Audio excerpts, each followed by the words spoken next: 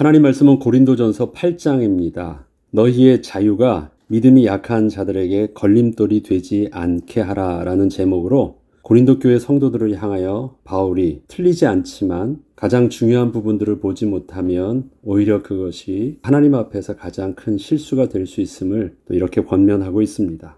바울은 고린도 교회 성도들에게 목회 서신을 보내면서 명확한 복음의 진리를 가르쳐줘야 하는 것 외에 그 밖의 성도들의 문제에 대해서는 단순히 맞다, 틀리다의 방식으로 접근을 하거나 이렇게 하라, 또 하지 말라는 식으로 말해주어서 스스로 결정의 주체가 되려 하지는 않았습니다. 그 이유는 현재 고린도 교회 성도들의 갈등들이 단순히 어떠한 율법적 지식이 부족하거나 신학적 지식이 부족한 문제만 있는 것이 아니라 교회 안에서 성도들이 겪고 있는 다양한 상황과 배경들이 있었기 때문이라는 것을 바울이 잘 알고 있었기 때문이었습니다. 성도들은 바울이 자신들의 권위자가 되어 뭔가 가부간의 입장을 확실하게 정리하여 주기를 원했고, 그렇게 해주면 더 이상의 교회의 분쟁은 없어질 것이며 교회는 오직 올바른 복음으로 바로 서게 될 것이라 여겼던 것이었지만, 바울은 좀 더 성도들이 그리스도의 사랑 안에서 올바로 성장하기를 원했습니다. 고린도 지역은 본래 우상으로 가득한 도시였습니다. 때문에 수많은 사람들이 우상에게 가서 많은 제물들을 바쳤는데, 이렇게 바쳐진 제물들은 좀 더 값이 싸게 다시 시장에 유통이 되었기에 생활이 어려웠던 성도들은 값이 싼 음식들을 찾다가 자신들도 모르는 사이에 우상에게 바쳐졌던 제물을 사는 경우도 많았습니다. 사실 이러한 음식들은 특별히 누가 말을 해주지 않아도 그런 곳에서 또 그런 모습과 그런 가격들로 그런 사람들이 팔고 있는 것들이라면 어렵지 않게 신전에서 나온 음식이라는 것을 눈치로 알 수도 있었지만, 성도들은 일부러 더 이상 알려 하지 않고 모른 척하면서 형편상 그 음식을 사서 먹는 것이 일반적인 모습들이었습니다. 그런데 이러한 성도들에 대하여 우상의 제물을 먹으면 안 되는 것이라 하면서 심각하게 질책하고 정죄하는 성도들이 교회 안에 있어서 이것이 고린도 교회 안에서 성도들 간의 큰 갈등의 문제가 되었던 것입니다. 여러 입장이 있을 수 있었어요. 아니, 이런 거 먹는 게 뭐가 문제야? 믿음 안에서, 신학적 진리 안에서 아무런 문제가 되지 않는다고 여기는 사람도 있었고, 또 형편상 그것을 사서 먹지 않으면 살 수 없는 어려운 형편들도 있었습니다.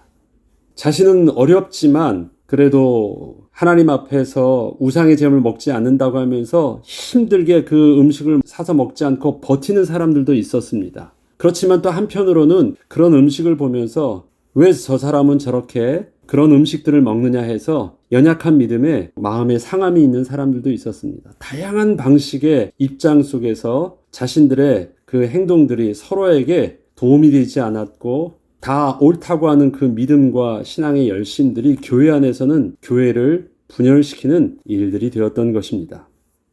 사람들 표현에 맞는데 틀리다라는 말이 있습니다. 그것은 지식과 내용적인 면에서는 틀린 말이 아닐 수 있지만, 또 다른 면을 고려하지 않은 상태에서는 전혀 그 옳음이 맞지 않을 수 있다는 것을 두고 하는 말입니다. 바울은 현재 고린도 교회 갈등이 진리와 현실적 삶의 문제, 그리고 오래 믿은 성도와 초신자들의 문제, 또 생활에 여유가 있는 자와 또 형편이 어려운 사람들 등 다양한 위치와 입장이 서로 공존하고 있던 교회 안에서 서로의 상황과 입장을 이해하지 못하고 있음으로 인해서 갈등의 문제가 발생하고 있는 것을 보면서 지식과 사랑의 두 가지 관점을 서로 대조하면서 설명을 시작하고 있습니다. 한쪽 면으로만 지식적인 문제로만 볼 것이 아니라 또 다른 면에서 사랑의 관점을 가지고 성도들이 서로 바라보아야 하는 문제도 말을 하고자 했던 것입니다. 이렇게 말을 합니다.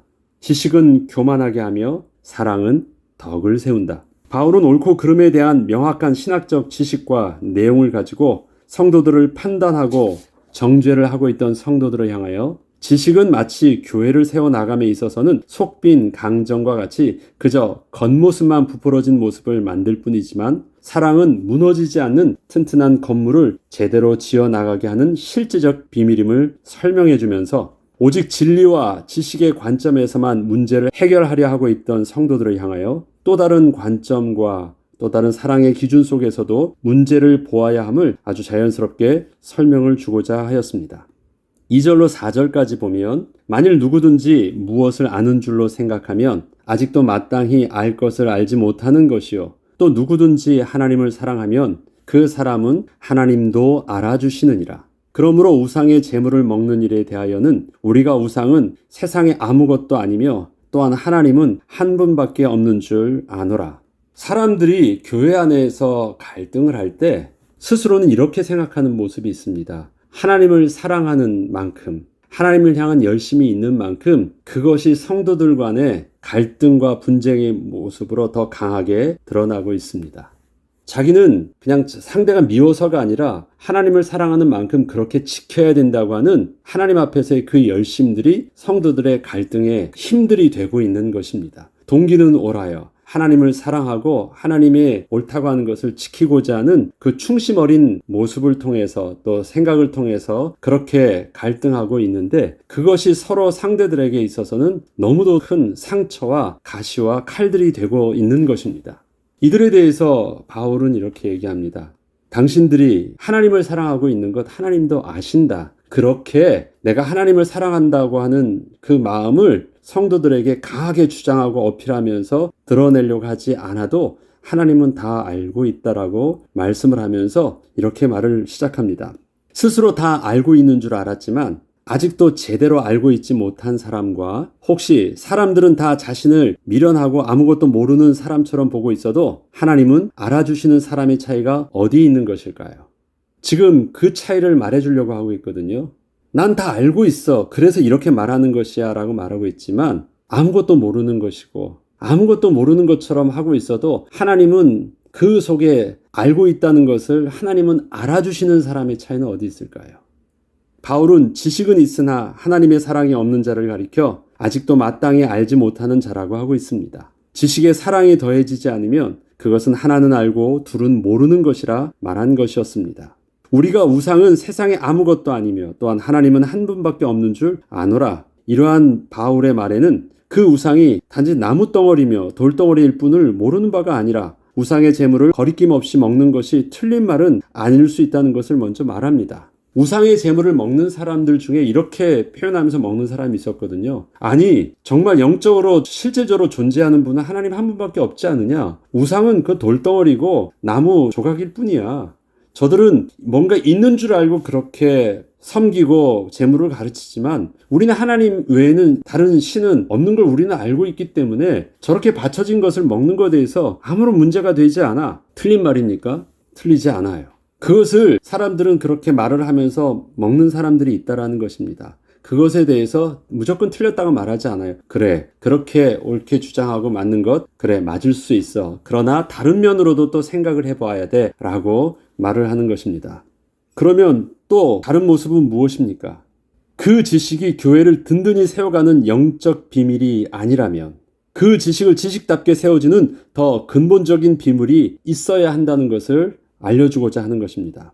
그것이 바로 지식에 더해서 하나님의 사랑이 함께 있어야 한다는 것이었고 그렇게 사랑의 눈으로 교회와 성도들을 다시 보기 시작하면 그동안 제대로 인식하지 못했던 교회에 약했던 부분을 보게 될 것인데 이것이 바로 교회를 더욱 든든히 세워줄 비밀이 될 것을 알게 하였던 것입니다. 7절로 8절에 보면 지식은 모든 사람에게 있는 것은 아니므로 어떤 이들은 지금까지 우상에 대한 습관이 있어 우상의 재물을 알고 먹는 거로 그들의 양심이 약하여지고 더러워지느니라. 음식은 우리를 하나님 앞에 내세우지 못하나니 우리가 먹지 않는다고 해서 더 못 사는 것도 아니고 먹는다고 해서 더 잘 사는 것도 아니니라. 바로 그 음식의 문제 속에서 우리의 진리의 문제를 막 생명 걸고 그렇게 주장하려고 할 필요가 없다라는 것입니다. 그것은 비본질적인 것이라 말을 하는 것입니다. 바울은 자신의 믿음과 율법적 지식이 틀리지 않는다고 해서 당당하게 우상의 제물을 먹는 것을 문제 삼지 않고 있는 성도들에 대하여 만일 자신의 그 행동과 결정들이 믿음의 연약한 자들에게 걸림돌이 되게 하였다면 그것은 틀린 것이라 말한 것이었습니다. 옳다고 하는 일들을 서로 주장하고 있습니다. 교회 안에서. 그런데 그런 주장함을 통해서 나오는 결과를 보니까 교회가 분란이 일어나고 있어요. 그리고 그것 때문에 시험 든 자가 있어요. 그러면 틀린 것입니다. 열매가 그렇게 나타나지 않으면 틀린 것입니다.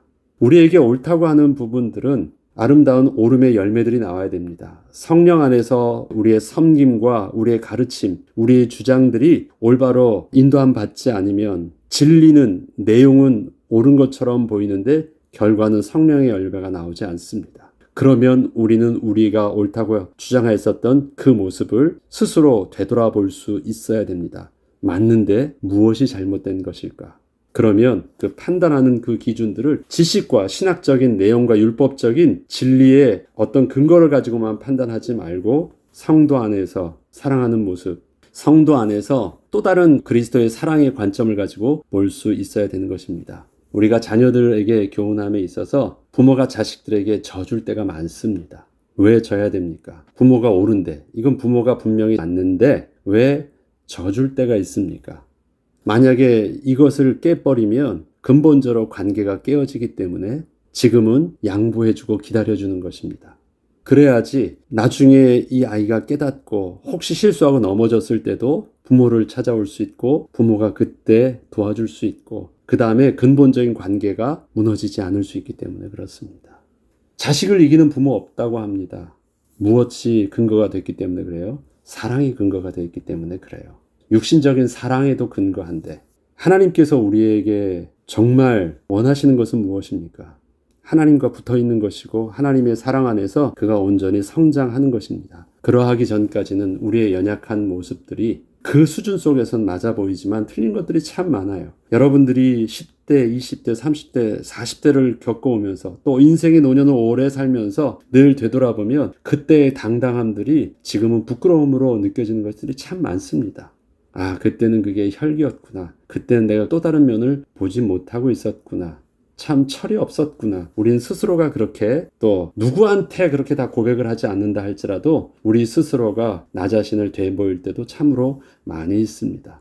그것처럼 지금 우리의 지식이라는 모습들이 아직도 그리스도의 장성한 분량에 이르기까지 우리는 아직도 연약한 자임을 스스로 하나님 앞에서 겸손하게 인정을 해야 됩니다. 그래서 설령 지금에 조금 부족함이 있다 할지라도 이것이 큰 실수가 되지 않고 아름다운 성령의 열매를 맺게 하는 영적인 비밀이 있다면 그 지식에 더해서 그리스도의 사랑이 함께 더해져 있으면 우리들이 우리의 부족한 연약한 모습을 통해서도 그래도 교회의 덕을 세우며 또 교회 안에서 크게 실수하지 않는 또 영적인 비밀이 됨을 우리는 깨달아야 하는 것입니다.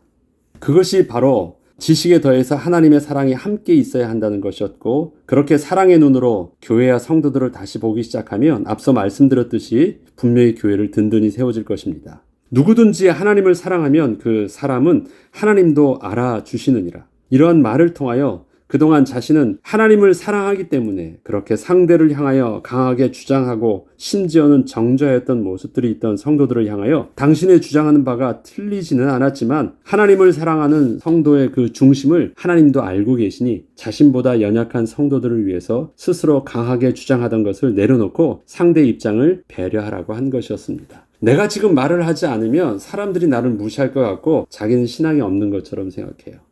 그래서 나는 이거를 지금 나는 하나님 앞에서 온전히 믿음이 있다라는 것을 막 이렇게 어필하고 싶어요. 안 하면 바보 같아. 안 하면 무시당하는 것 같아요.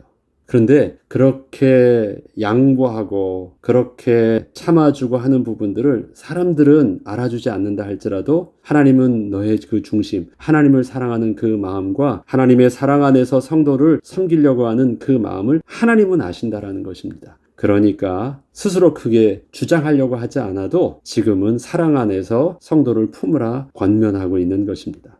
그래서 9절로 13절에는 마지막으로 이렇게 결론을 내리는 것입니다. 그런즉 너희의 자유가 믿음이 약한 자들에게 걸려 넘어지게 하는 것이 되지 않도록 하라. 집안에서 만약에 아픈 사람이 있으면 집안의 온도나 환경은 어느 기준에 맞춰집니까? 약한 사람의 기준에 맞춰서 집안의 온도와 모든 것을 주장합니다. 자녀들이 있으면 집안의 모든 분위기는 가장 약한 자, 어린 자에게 있어서 그 기준이 맞춰집니다. 그래야지 다 살아요. 기준이 어디 있습니까? 제일 높은 사람을 기준으로 합니까? 제일 낮은 사람을 기준으로 합니까? 언제나 교회나 가정에서는 어디에 가장 기준을 맞추냐면 낮은 자의 기준을 맞춰서 영적 성장을 하도록 또 건강을 회복할 수 있도록 그렇게 맞추어 나가는 것입니다. 그래서 너희의 자유가 믿음이 약한 자들에게 걸려 넘어지지 않게 하는 것. 그래서 믿음이 약한 자의 모습에 그 기준을 맞추는 것입니다. 지식 있는 내가 우상의 집에 앉아 있는 것을 누구든지 보면 그 믿음이 약한 자들의 양심이 담력을 얻어 우상의 재물을 먹게 되지 않겠느냐? 그러면 내 지식으로 그 믿음이 약한 자가 멸망하나니 그는 그리스도께서 위하여 죽으신 형제라. 이같이 너희가 형제에게 죄를 지어 그 약한 양심을 상하게 하는 것이 곧 그리스도에게 죄를 짓는 것이니라. 그러므로 만일 음식이 내 형제를 실족하게 한다면 나는 영원히 고기를 먹지 아니하여 내 형제를 실족하지 않게 하리라. 바울의 고백이 자기가 왜 고기를 안 먹는다고 합니까? 고기에 있지 않아요. 형제를 실족하게 하는 것. 그것이 문제가 된다면 그렇게 하지 않는다라는 또 다른 관점 속에서 하나님 앞에서의 신앙의 기준을 삼는 것입니다. 저와 여러분이 하나님 앞에서 신앙의 기준을 할 때 지식이 우리를 자유케 할 수 있습니다. 예를 들어서 이런 것입니다. 우리가 계속해서 고린도 교회 성도들을 말할 때 영지주의를 말했습니다. 복음을 깊이 깨달았다는 것 때문에 타락을 이제는 양심에 거리낌 없이 할 수도 있어요. 근데 그런 면에서는 틀리지 않을 수 있습니다. 내가 깊은 것을 깨달았다. 복음을 깨달아 보니까 맞는 것 같더라. 그래서 자유롭게 합니다. 그런데 그 문제가 어디에 맹점이 있냐면 그리스도의 사랑 안에서 다른 성도들을, 연약한 성도들을 볼 수 없는 그 무지함 속에서 그것은 심각한 맹점이 있다는 것입니다. 술과 담배 할 수 있습니다. 그것이 구원의 문제에 전혀 문제가 없습니다. 그렇지만 또 다른 관점 속에서 우리가 하나님 앞에서 영적으로 유익하지 않다면 우리가 기도 생활을 하는데 또 우리보다 약한 자들에게 또 우리 자녀들에게 신앙을 가르치고 본이 되어지는데 문제가 되지 않는다면 할 수 있지만 그렇게 하지 않을 수도 있는 것. 바울은 그 또 다른 기준 속에서의 믿음의 결정을 하는 것입니다.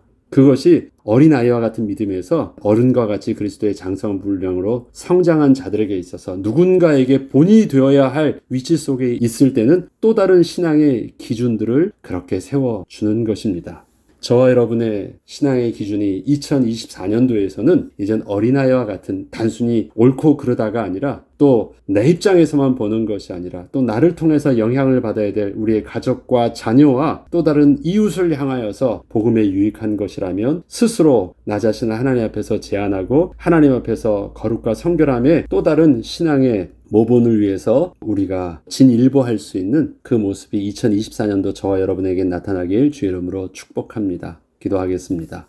하나님 아버지, 이것이 성도들에게 유익한 것이고 또 우리 후대와 또 아직도 신앙에 연약한 자들을 통해서 유익한 것이라면 우리에게 복음 안에서 주어진 자유를 다 사용하지 않을 것이라는 신앙의 결단들, 그것이 우리에게 있어서 성장한 그리스도의 모습으로 2024년도 우리의 삶의 모습 속에서 결단하는 믿음의 도전이 되게 하여 주옵소서. 그리하여서 이제는 나 자신이 하나님 앞에서 성장하는 것뿐만 아니라 우리를 통해서 많은 사람들을 살리며 그리스도의 거룩한 영향력들을 펼칠 수 있는 또 주님의 제자로 온전히 서는 은혜가 있게 하여 주옵소서. 감사드리며 우리 주 예수 그리스도 이름으로 기도합니다. 아멘.